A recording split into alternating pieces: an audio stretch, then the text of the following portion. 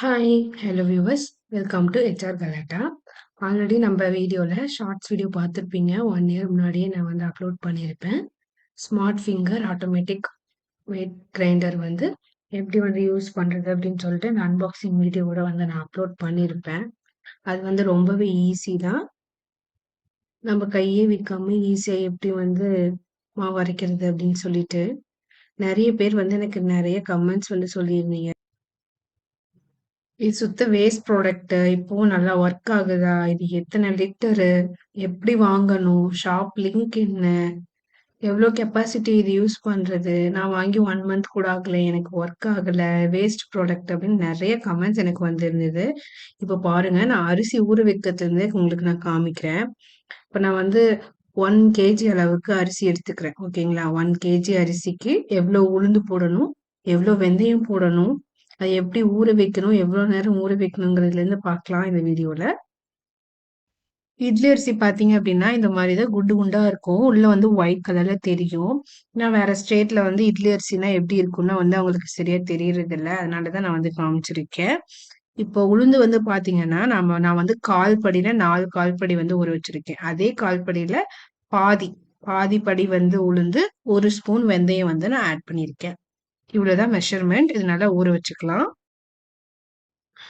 நல்லா வாஷ் பண்ணி ஒரு 4 to 5 ஹவர்ஸ் நல்லாவே ஊற வச்சுருங்க. நீங்க அப்பவே வந்து நல்ல தண்ணி ஊத்தி வச்சாலும் ஓகே. இல்ல ஊற வச்சுட்டு அரைக்கும்போது நல்ல தண்ணி ஊத்தி அரைச்சுக்கிட்டாலும் ஓகே. அது உங்க இஷ்டம் தான். இப்போ அரிசி வந்து நல்லா ஊறிடுச்சு. உளுந்தும், வெந்தயமும் நல்லா ஊறிடுச்சு. இப்போ வந்து நம்ம எப்படி அரைக்கிறதுன்னு பார்க்கலாம் வாங்க.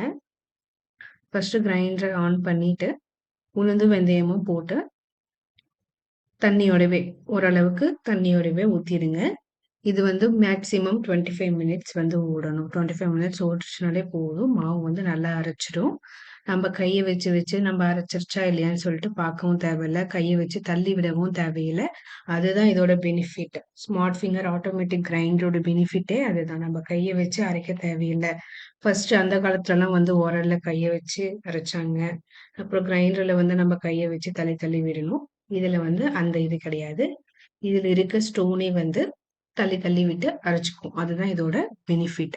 ஒரு 25 மினிட்ஸ் நல்லா அரைச்சுக்க விட்டுறணும். அப்பப்போ நம்ம தண்ணி தெளிச்சா போதும்.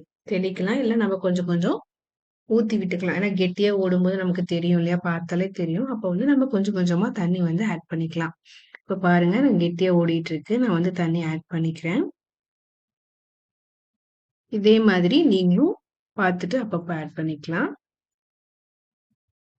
இப்ப பார்த்தீங்களா? நல்லா ஓடிட்டு இருக்கு. 25 மினிட்ஸ் நல்லா அரிசியும் சரி, உளுத்தம் பருப்பும் சரி, ஒரு 25 மினிட்ஸ் நல்லா ஓட விடுங்க. 25 மினிட்ஸ் ஓடுனாலே போதும். அப்பப்போ நீங்க தண்ணி மட்டும் கெட்டியா இருக்கும்போது ஊத்திக்கலாம். நீங்க இதுல ஊத்துனாலும் சரி, இல்ல லிட்லயே வந்து ஓப்பன் இருக்கு. அதுல ஊத்தினாலும் சரி. இப்ப 25 மினிட்ஸ் ஆயிடுச்சு. உளுத்தம் பருப்ப வந்து தோண்டி எடுத்துக்கலாம். இதுக்கு நம்ம கைய வச்சு இது பண்ணணுன்ட்டு அவசியம் கிடையாது. கிரைண்டரோட ஃப்ரண்ட்ல ஒரு கேப் மாதிரி இருக்கும் ஒயிட் கலர்ல. நீங்க அத ஓப்பன் பண்ணினாலே போதும். கீழ ஒரு பவுல் வச்சீங்கன்னா, ஆட்டோமேட்டிக்கா அதுல வந்து எல்லாமே வெளிய வந்துரும். நம்ம கை வைக்கணுங்கிற அவசியமே கிடையாது. மாவு எல்லாமே வெளிய வந்த வாட்டி, அந்த கீழ இது பண்றது இல்லையா? அங்க மட்டும் நீங்க லைட்டா கைய வச்சு தொடச்சுட்டு, மறுபடியும் லிட்ட வந்து க்ளோஸ் பண்ணிக்கலாம். அவ்வளதான். ஈஸியான வேலை தான். இப்போ உளுத்தம் பருப்பு அரைச்சாச்சு. அடுத்து வந்து நம்ம அரிசிய போட்டு அரைச்சுக்கலாம்.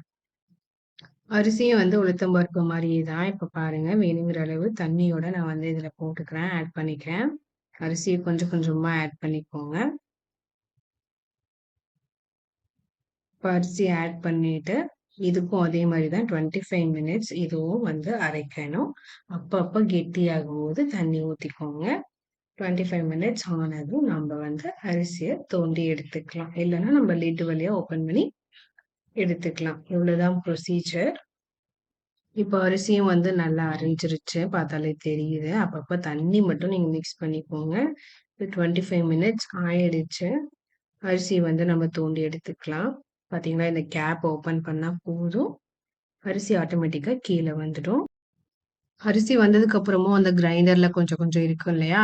அத வந்து தண்ணி ஊத்தி இது பண்ணிக்கலாம். தண்ணி ஊத்துறதுக்கு முன்னாடி இந்த லிட்ட வந்து க்ளோஸ் பண்ணிட்டு, மேல கேப் குடுத்துருப்பாங்க. அந்த கேப்பையும் க்ளோஸ் பண்ணிடுங்க. ஏன்னா தண்ணி மட்டும் ஓடுறதுனால வெளியலாம் சிதறி விழுந்துரும். அதனால கேப்ப போட்டு இது பண்ணிக்கோங்க. அப்புறம் அந்த தண்ணிய வந்து தோண்டும்போது கிரைண்டர் ஆஃப் பண்ணிட்டு தோண்டுங்க. ஏன்னா, அந்த தண்ணி மட்டும் தானே வருது.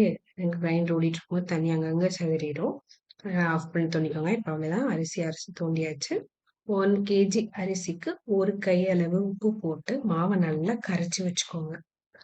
இந்த மாவு வந்து புளிக்கிறதுக்கு அதாவது ஃபெர்மென்டேஷன் ப்ராசஸ்க்கு 6 to 8 ஹவர்ஸ் நம்ம அப்படியே க்ளோஸ் பண்ணி வெளியவே வச்சிரணும். Normal room டெம்பரேச்சர்ல.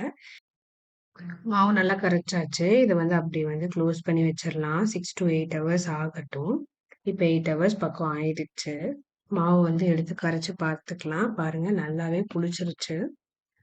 இத நல்லா ஒரு தடவ கரைச்சு விட்டுட்டு, பவுலுக்கு ட்ரான்ஸ்ஃபர் பண்ணிடலாம். ஏன்னா கரைச்சு விடணும். இல்லன்னா உளுத்தம் பருப்பு மட்டும் மேல வந்துரும். அரிசியெல்லாம் கீழ நின்னுடும். அதனால நல்லா கரைச்சு விட்டுட்டு தான் பவுலுக்கு ட்ரான்ஸ்ஃபர் பண்ணணும். இப்ப கரைச்சாச்சு. இது வந்து பவுலுக்கு ட்ரான்ஸ்ஃபர் பண்ணி ஃப்ரிட்ஜ்ல ஸ்டோர் பண்ணிடலாம். இப்ப நான் அத வந்து 3 பவுல்ல வந்து ட்ரான்ஸ்ஃபர் பண்ணியிருக்கேன். நீங்களும் இந்த ஸ்மார்ட் ஃபிங்கர் வித் கிரைண்டர் வாங்கி யூஸ் பண்ணி பாருங்க. உங்க ஃபீட்பேக்க கமெண்ட் செக்ஷன்ல சொல்லுங்க. மறக்காம இந்த வீடியோக்கு லைக், ஷேர், சப்ஸ்கிரைப் பண்ணிடுங்க. இன்னொரு வீடியோல பார்க்கலாம். பாய்.